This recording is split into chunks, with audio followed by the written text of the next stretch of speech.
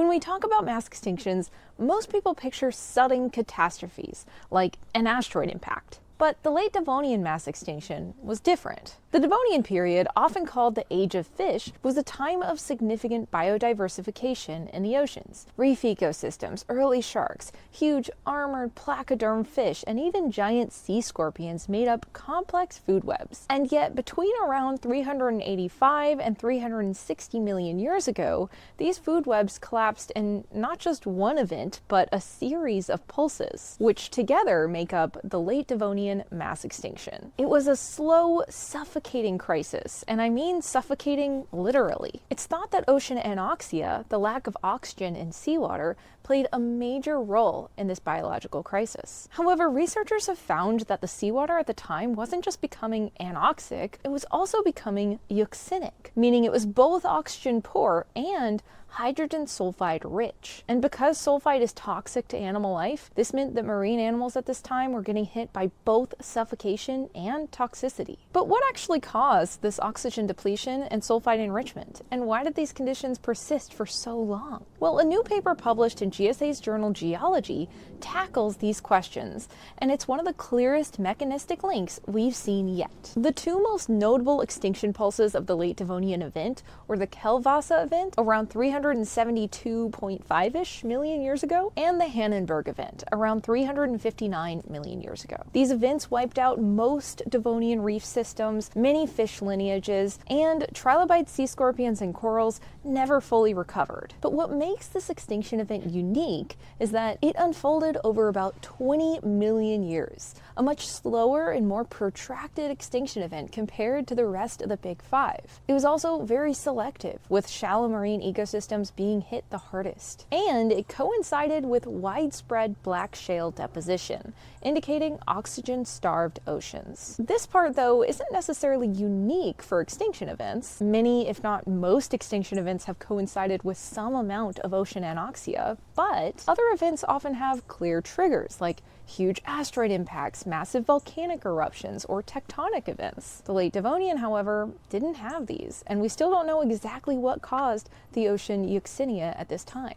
Enter this new paper. These researchers analyzed Upper Devonian black shales from a core that records about 25 million years, from around 380 to 355 million years ago. This is huge because previous studies only look at short extinction intervals, whereas this core spans most, if not all, of the biological crises that make up the late Devonian extinction event. They analyzed the biochemistry of this core, reporting the trends observed across multiple biomarkers, elemental enrichments, and isotopic ratios, but they primarily focused on zinc isotopes. Zinc is a bioessential nutrient that is actively taken up by phytoplankton, and in doing so is isotopically fractionated.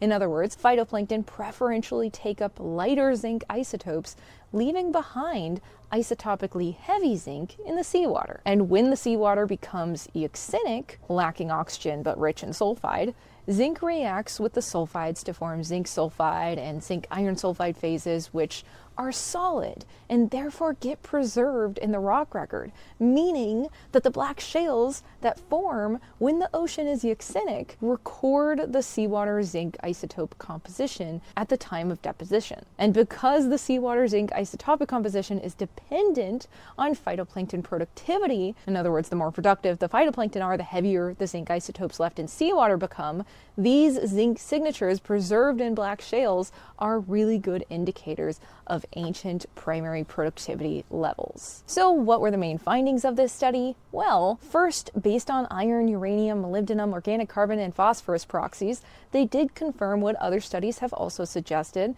that there were persistent euxinic conditions for nearly the entire late Devonian. And their second main finding, you guessed it, that productivity and Euxinia were tightly coupled. In other words, there seems to have been a steady rise in marine productivity levels as seawater became increasingly euxinic, suggesting that productivity levels may have contributed to the Euxinia. You can see the zinc isotopes get heavier, indicating higher productivity levels during both of the major biological crises of the late Devonian. And there's a steady increase in zinc isotopes from the Kalvasa event leading up to the Hangenberg event, which correlates with the steady rise in Euxinia during that time. However, as I say a lot on my channel, correlation doesn't equal causation. So why are we invoking that here? Well, biological productivity is known to directly cause ocean anoxia and, if persistent enough, Euxinia in the bottom waters, because more productivity at the surface leads to more sinking organic matter, which leads to more oxygen consumption in the water column, which favors more anaerobic microbial activity,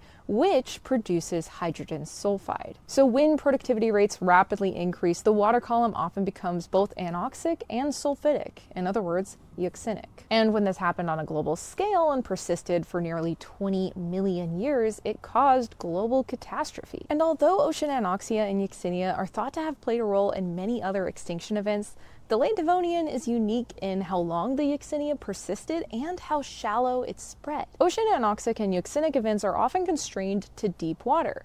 But because the Euxinia in the late Devonian was productivity driven, it was actually concentrated in shallow coastal waters, which is why it was so devastating to marine life, specifically reef ecosystems that live primarily in these environments. And it wasn't just reefs and animals that suffered. You can see the collapse in even the primary producers after each event because the sulfide spread so shallow, it intoxicated the photosynthesizers too. And when food webs collapse from bottom up, the recovery is super slow. This is one reason the recovery of life after the Devonian event is one of the slowest recovery periods among the big 5 mass extinction events. So all that is to say, increased primary productivity might answer the question as to why did oceans become so euxinic during the late Devonian. But what about the productivity itself? Where did it come from? Well, this study suggests that terrestrial plant expansion may have played a major role. This is something I actually talked about in a very old video I did about the Devonian extinction event, but essentially,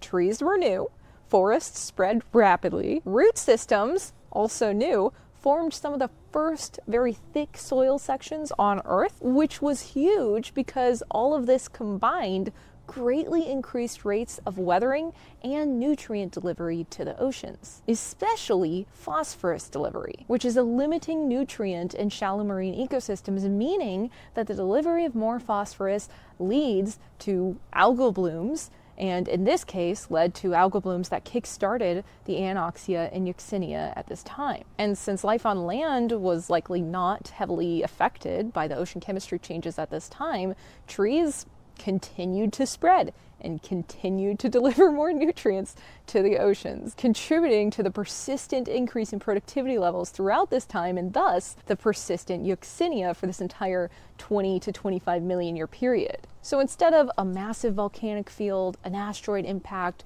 a supernova, or something else externally that happened, this extinction event was actually caused by life itself in a couple of different ways. Trees evolving and expanding, and primary productivity. And this study and others like it are super important because improving our understanding of ancient ocean anoxic and euxinic events and their causes and effects is really the only way that we can better understand modern coastal dead zones and their potential consequences. So with that, this paper is linked below as are other references, and I'll see you guys in the next one. Bye!